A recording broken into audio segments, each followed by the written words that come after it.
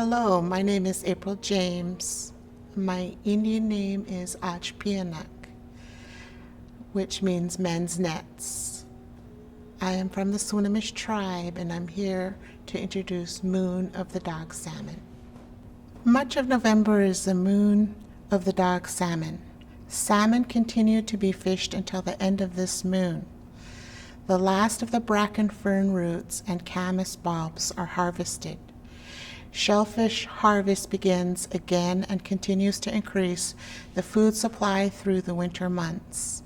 Hunting ducks and game continues. The activities in the moon highlights many first foods and includes working with elders and a native chef to create traditional foods feast. Storytelling is incorporated into workshops and lessons sharing the history of the harvest feast and how we can indigenize popular holiday meals to make them healthier for the community. Nutritional labels are available for a variety of traditional plants, berries, fish, wild game, and shellfish. Comparing these values to contemporary foods is a good teaching tool to help the community see the health benefits of traditional diet, whether it is everyday or feasting.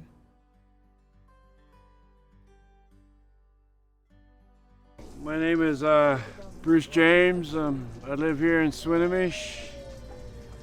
I carry the Indian name of Sadalto. Like everybody else, the elders teach us a lot, so that's where I learned my flaying fishes from the elders. And I was sure thankful they were around then, because all I did in the spare time is when they cooked fish, I was down there helping them. I was a young man, so that's how I got started.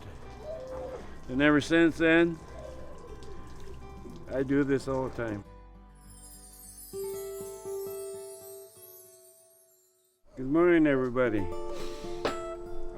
First things you got to make sure you have is a cutting board, some sharp knives. Always have a backup knife. You always got to have running water. The running water is to clean the scales of the fish. So here you use the back of your knife,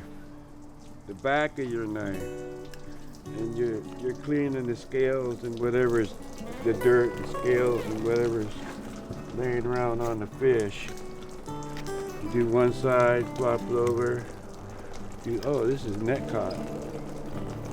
And you keep doing this. Okay, the fish is all clean on the outside. So you want to start down here by the tail, where you'll see this little hole here, which is the anal hole. And then you grab your knife, stick it in, and I'm going to go up in between the tail fins. Keep going all the way up to the head. Then you turn around. This is the collar. Right here is the collar. This is where your knife comes in again. You start to the top of the head, and you go along the collar, and underneath this other fin, you go down. Like that. So here's a fin. So what you want to do is open it up, take that off. Just take your time and cut it close as possible to the tail. And then here, again you see I'm cutting around the collar. And you go down until you hit the backbone. Once you feel the backbone, you stop. Turn your blade sideways. Remember again, pick up the belly.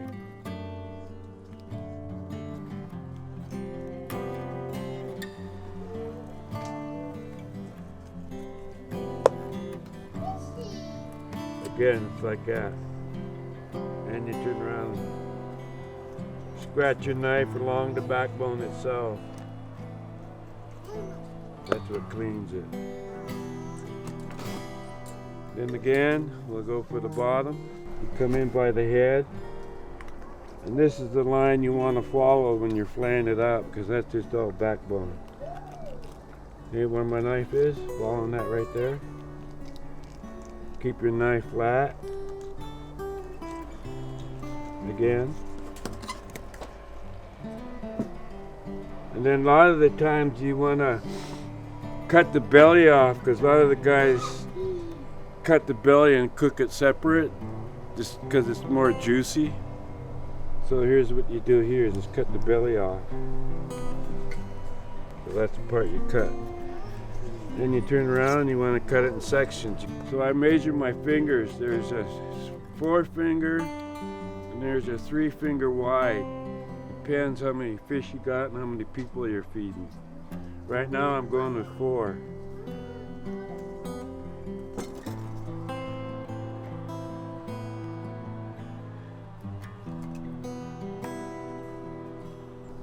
And there it is. Then you salt them, put them in a tray. Just like that.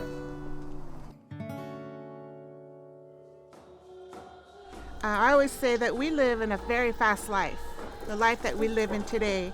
Sometimes we lose traditions, sometimes people are just not interested enough to can salmon or to learn how to clean a fish. So what we're trying to do is just bring that back and offer these classes to our people so we can preserve all this beautiful salmon.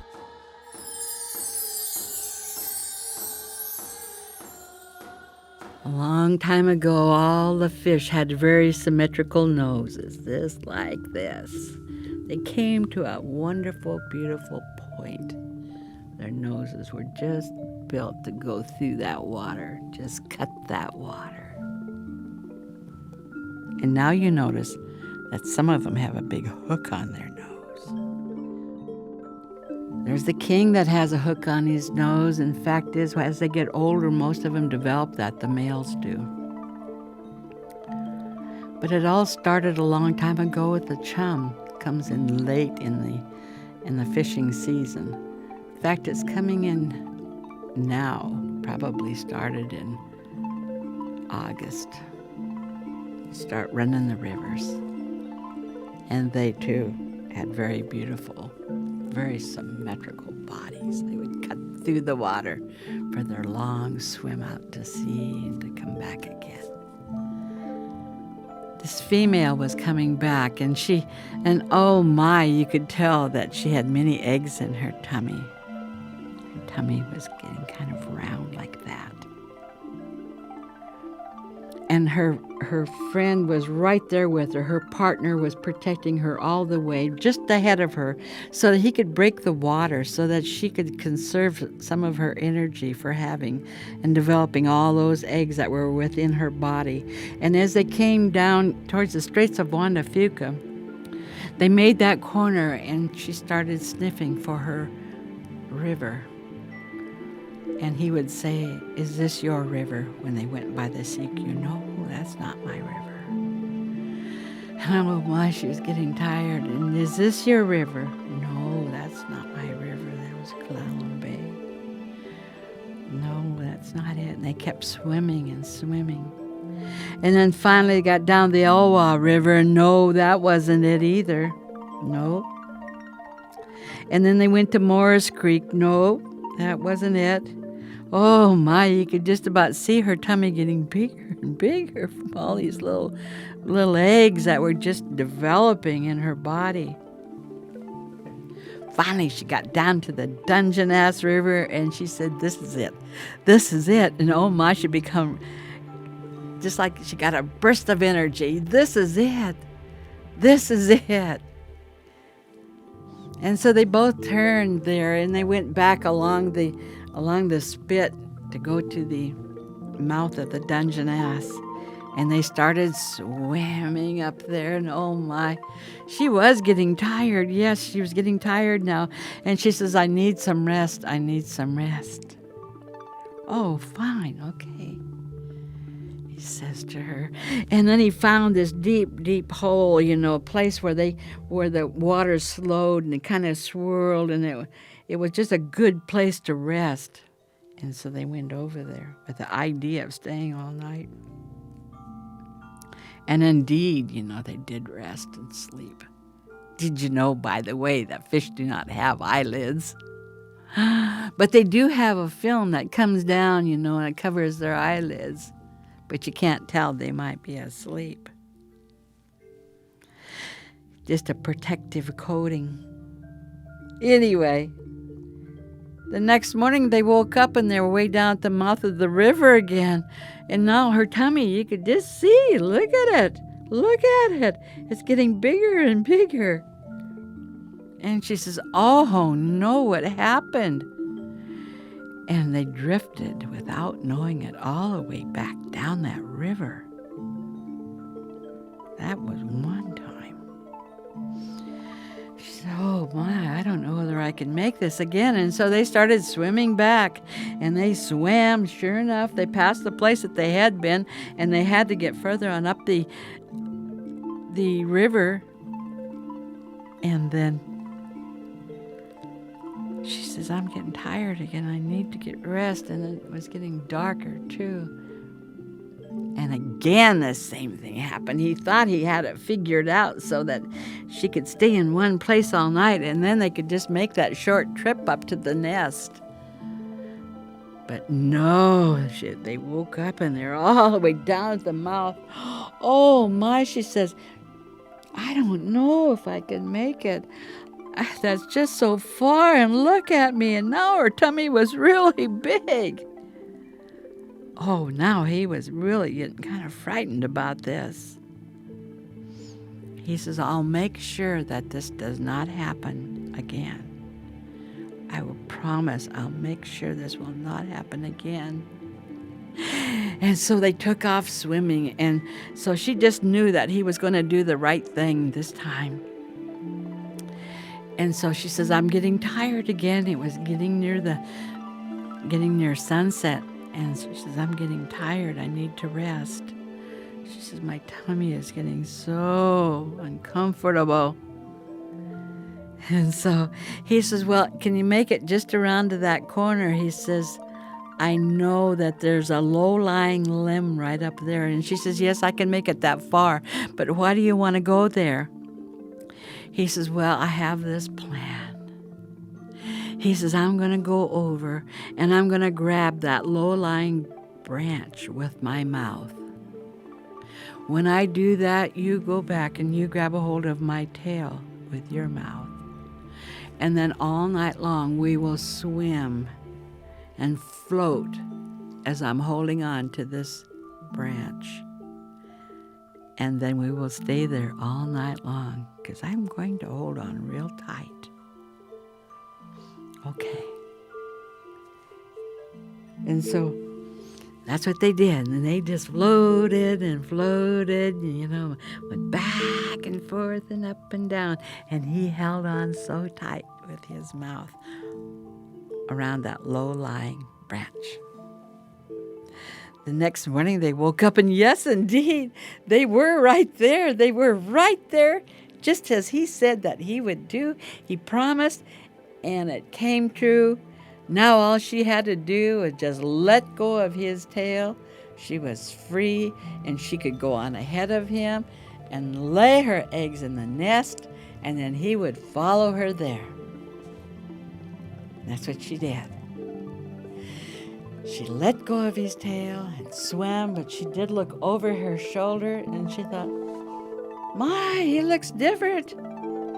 He looks different. But she didn't have time to wait to decide why he looked different. He just did look different. And so she swam, kept going till she got to the nest and laid all her eggs, and then here he comes. My, he really does look different. Then she understood. From him holding on to that low-lying branch, holding his weight, her coming up and holding on to his tail, and there was her weight. It changed the form of his. Now his nose had formed a hook on it, the same size as that branch. And from then to this day, the salmon has a hook on his nose. And now you know how it got there.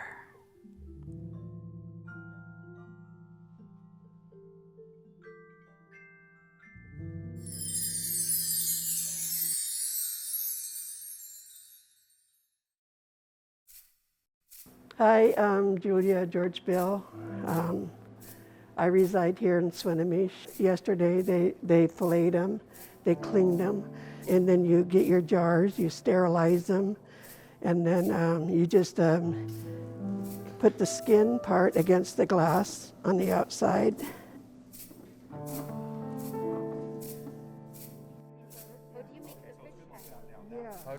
You can add salt if you want. It's a personal preference.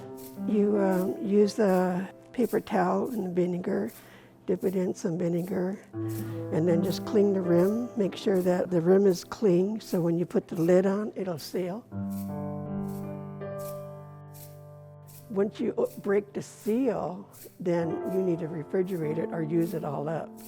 Pretty much in our house, it gets used up. I mean, you know, it doesn't last very long. Yeah, fish hash is my favorite stuff. I gotta try that. This is one of the things Mom never taught me how to do. It's like a hands-on thing. You have to get right in there. And Yeah, well, every time she did it, I was fishing. So, now you're going to be able to do it yourself. yeah, I've been wanting to do this. I want to learn how to make jam too. So you need to put vinegar, whatever's left over from put it in the canner. And then we load it up with your jars, and then we need to add so much water in the canner before we add it to the stove. I learned from books. Nobody taught me how to do this. I just learned from books. And I'm still learning yet. It's a big world out there in Cannon, so.